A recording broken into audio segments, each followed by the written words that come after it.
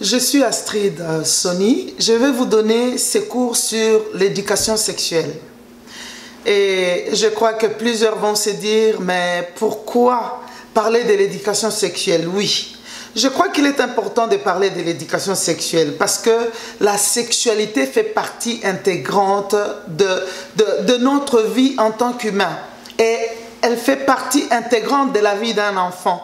Et vous savez, mes frères, on ne peut pas séparer la vie d'un enfant de sa sexualité. Et nous ne pouvons même pas prétendre éduquer un enfant en excluant sa sexualité. Si un parent veut éduquer, apporter une éducation complète à son enfant, il doit inclure l'éducation sexuelle dans l'éducation qu'il donne à son enfant. Et aujourd'hui, pourquoi nous pensons que cette éducation, chaque parent devait suivre ses cours? Parce que beaucoup de parents ont cru que l'éducation devait se donner à l'école.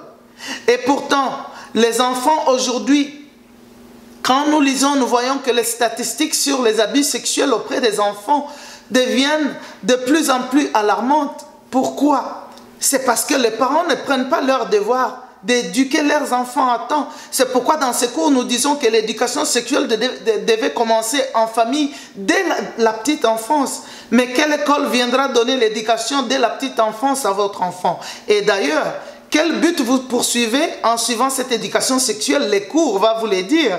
Peut-être ce but-là n'est même pas exactement le même but que poursuit l'école.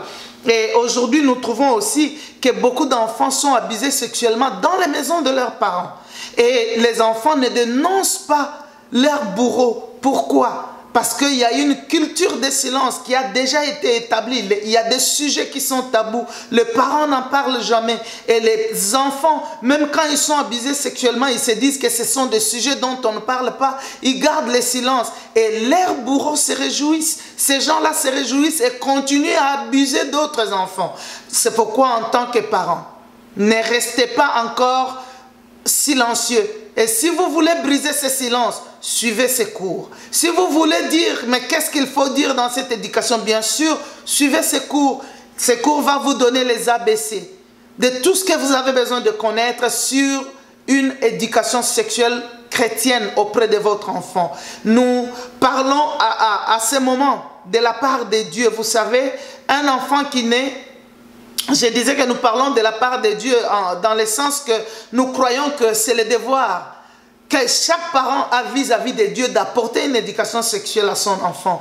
Ne restez pas indifférent en tant que parent. Vous savez, l'enfant qui naît, il est comme une page vierge.